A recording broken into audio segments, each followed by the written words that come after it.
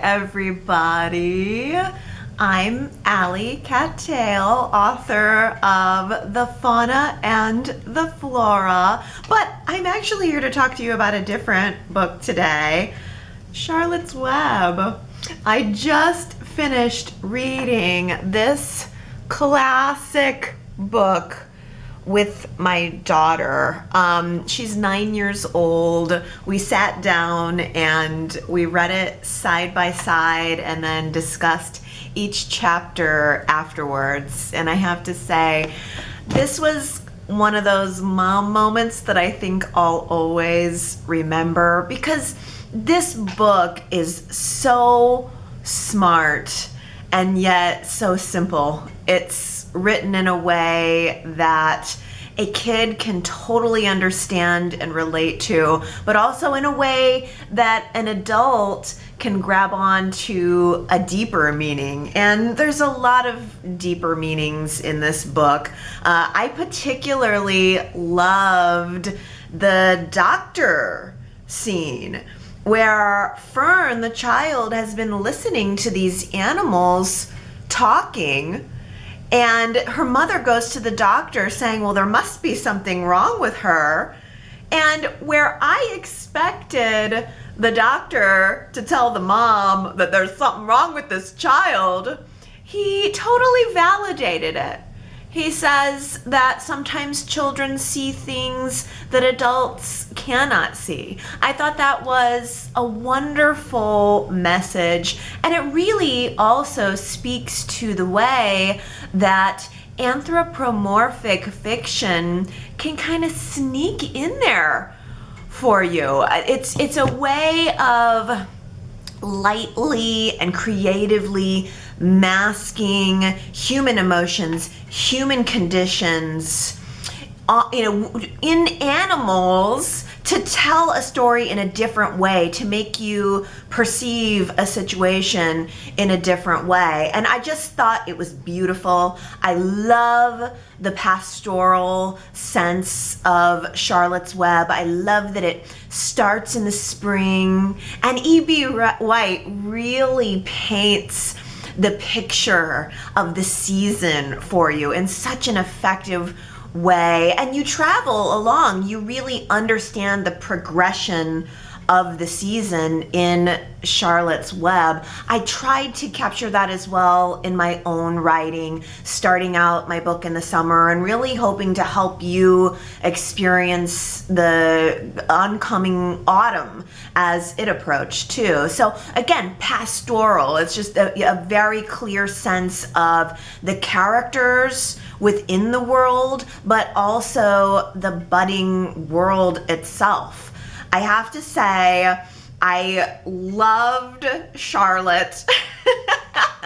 I loved her line where she says, people believe almost anything they see in print.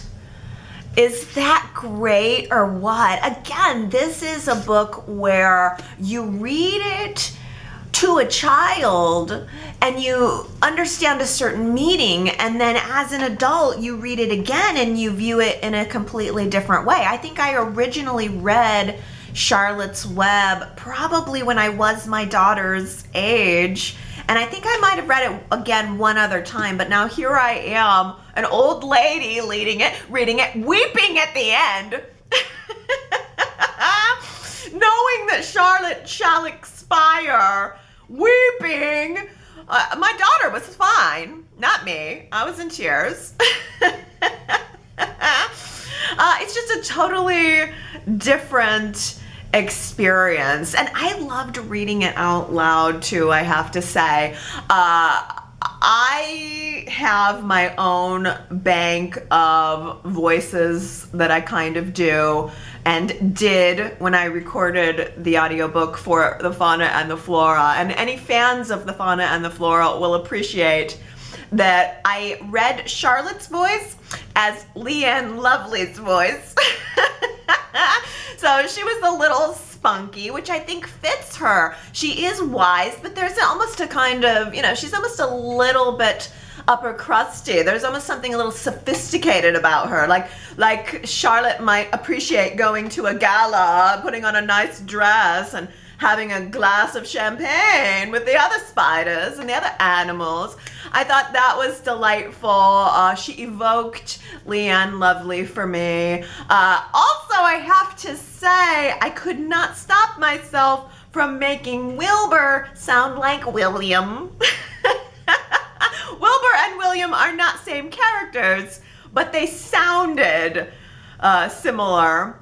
Also, fans of the Fauna and the Flora will appreciate that I read Templeton the Rat's voice in my Victor Newmouse voice.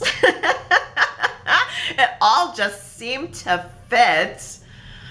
But the characters are quite different, and yet, you know, the thing about the Charlotte's Web is Wilbur is so innocent in this world. You know, you're almost viewing it all through Wilbur's eyes. You're almost traveling the world with him, and yet you're rooting for him.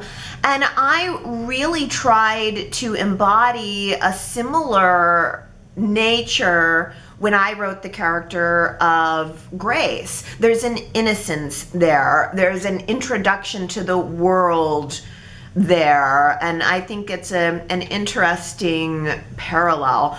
I love anthropomorphic fiction. I love children's work because I think that there's something so sophisticated about being able to take a very on the surface simple story, simple idea, and then layering on this human emotion, these morality tales. I think E.B. White did it so completely effectively. This was truly a joyous read. I would read it again and again. I feel very lucky that I was able to share this with my daughter, and I really look forward to sharing Stuart Little and the Trumpet of the Swan with her later. I think he's was quite a gifted author, and someone that I take a lot of inspiration from. As I was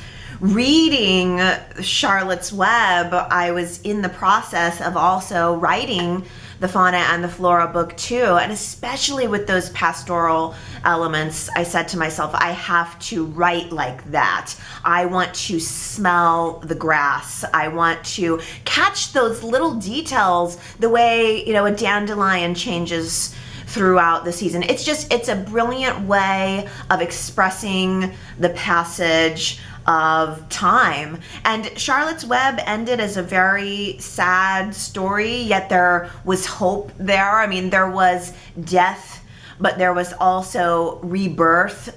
Those are themes that are certainly present in the Fauna and the Flora. Victor Newmouse fakes his own death. Slightly different, since Wilbur is trying to avoid it. But there is a death and then an inevitable rebirth in both books. So I couldn't help my mind from wandering back and forth between the two. Clearly E.B. White, a far greater artist than myself, but certainly someone to take inspiration from. And if you have a few spare moments, I highly recommend revisiting this book as an adult. And then after you're done with that, checking out the Fauna and the Flora. If you are interested in my work, you can go to restlessforest.com. The Fauna and the Flora Book 1, Return to Genoa City, is available now on Amazon or signed editions through my website. The audiobook is there on Audible, read by me with my Charlotte/Leanne Lovely flair. It's a good listen, and I hope that you guys enjoy the book and enjoyed this video. So subscribe if you're interested in continuing to hear me chat about literature and stories and character and drama. It's kind of what I'm into, and I appreciate you taking the time to be with me here today. All right, everybody. I will see you next time. Bye.